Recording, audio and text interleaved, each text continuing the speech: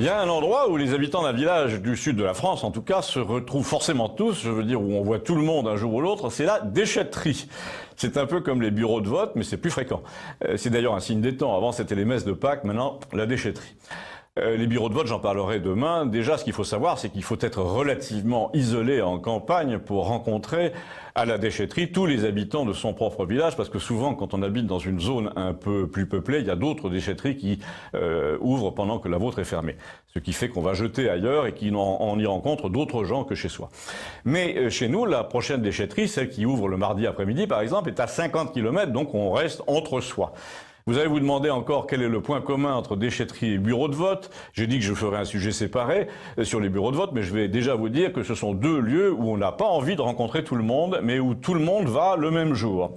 Donc pour la déchetterie, il faut être observateur et savoir que le vieux Francis, par exemple, celui qui engueule tout le monde et qui ne dit jamais bonjour, il y va à l'ouverture. Il faut savoir aussi que la famille Dubout, là-bas, celle qui habite près du cimetière, est de mèche avec le gardien pour récupérer ce que vous jetez et pour aller le revendre à la ville voisine. Donc vous y allez juste la veille du jour où la benne est relevée pour ne pas retrouver vos affaires dans tous les vides-greniers de la région. Il faut savoir en effet que les radins de tout le pays viennent aussi chez vous pour récupérer des choses pour leur chantier. C'est l'une des raisons pour lesquelles les gardiens de déchetterie changent souvent. On craint qu'ils ne soient corrompus s'ils restent trop longtemps. Mais surtout, on craint pour leur sécurité s'ils résistent.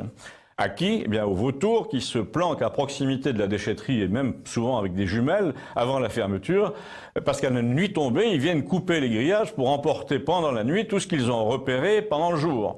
Et là, le tableau commence à devenir un peu plus sombre. La plupart des pays de campagne, des pays sans témoins, comme le nôtre, sont la proie de véritables bandes de récupérateurs venus du fond de l'Europe en camion et qui menacent les gens pour arracher des matériaux, des meubles aux entreprises de récupération, lesquelles, je vous le rappelle, en vivent. Or, justement, elles en vivent de plus en plus mal, de plus en plus dangereusement. Et elle commence à s'énerver. La spéculation sur le cuivre, par exemple, a rendu littéralement tous ces prédateurs complètement fous.